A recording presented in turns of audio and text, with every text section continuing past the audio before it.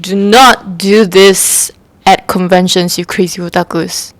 Hi guys, welcome back to the channel. So today we're going to be talking about what you should not be doing at a convention.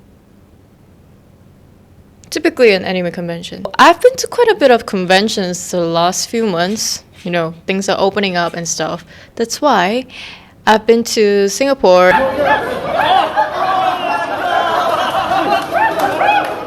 and also Philippines. What is this? And if you're new here, here's an unlocked guide on what not to do at conventions.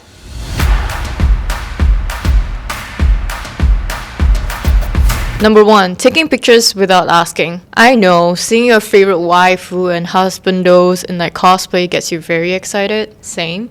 And there are a lot of weird things that goes in conventions, and it makes you just want to take out your phone and just start taking them. But trust me, it's not sneaky at all. I know. I know that. I know. Don't ask me how I know, but I know. It is not sneaky at all. People know.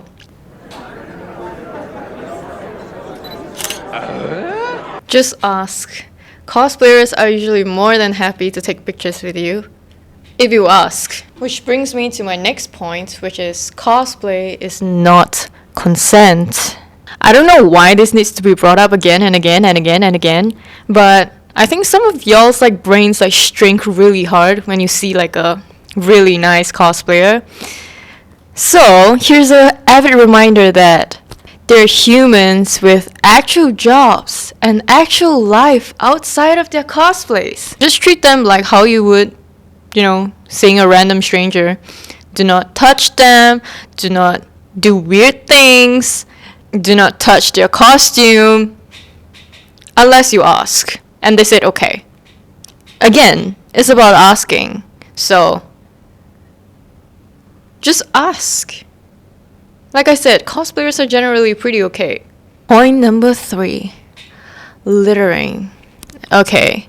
This is a big problem in my opinion. When you go to conventions, you'll see like a group of friends sitting on the floor, just hanging out, chilling, vibing, whether it's a bunch of cosplayers or whether it's a bunch of people that just goes to the convention. And that does not mean that said floor that you're sitting on is a garbage can. Same real life rules will apply. You have to pick up your own shit and also make sure the place is how it's like when you first sat on it. Usually conventions are in like actual public spaces, so like it is not okay to leave your garbage like there. I'm pretty sure like conventions take their garbage cans to the next level because there's a lot of people, which means that there's a lot of rubbish. So I'm sure if you hold on to your trash for a little while in like a plastic bag that you brought in yourself, it'll be great. The floor is not a garbage can. Number 4. This is not really do not, but this is a pro tip.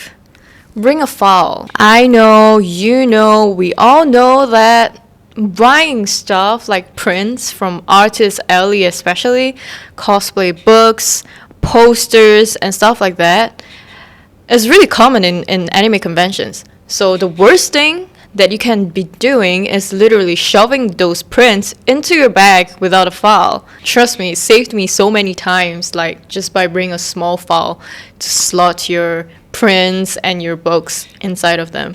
Needless to say, you can also get cosplayers and artists to like sign on your file while you're at it to keep some memories. Number 5.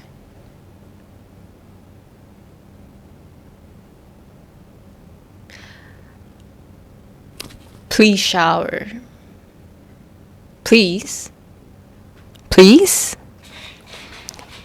What the hell? Please? What? Cue all the Discord kitten memes, TikToks that I've seen. Is showering really that hard for people that doesn't leave the house? First of all, I would just like to claim that personally, I have not really experienced this myself, but I have heard a lot of horror stories about this from my friends. One even said that someone literally smelled like pee And also, I think I remember this guy getting like kicked out of the convention. Like, there was a long queue, there were so many people, and I think everyone around him was just super upset because he smelled really unpleasant, and the guards have to like actually throw him out of the queue. It's that severe, guys. The convention is already gonna be flooded with people. Bring perfume, bring deodorant, bring a fresh set of clothing, whatever you have to do to keep yourself fresh and clean during the day. But also, think about it, this might be a good way to just ward off the people around you and have like a circle of like empty space around you when you're walking, so that people don't, come near you during events. I don't know, I'm just saying. Point 6, going to the event broke. Like, actually set a budget, and like, I remember when I was younger, I actually set a budget to save for conventions. And I even like print out the event map to map out exactly where I want to be and how much money I'm going to spend. And as G Cook mentioned, you get a high, like a really high when you go to conventions. You will literally spend your money on everything that you see. Speaking from personal experience, it's very hard to control yourself, especially when there's so many things appearing in front of you. So having a set budget and also saving X amount of money to bring to event as your maybe like a allowance, it will greatly help you. But also, I really don't recommend going with $0 because you'll end up really hating yourself for not being able to buy anything that you want and really want. I remember there was this time where I went to an event and I told myself, I'm done buying. I'm not gonna buy anything anymore. But I really regret it because I actually saw this like really nice thing that I really wanted to get, but I had zero cash. So yeah, totally do not recommend bring $0. Yes. Number 7, being rude to event staffs and helpers. At this point, I feel I'm literally stating common sense. But just in case that you have been in your own home for the last 3 years and have no idea how to interact with a normal human being again, here's a reminder that you need to respect people that are working at the event. A lot of mishaps happens during events, especially because there's too many people. There's just so much things going on. It is impossible for everything to go smoothly.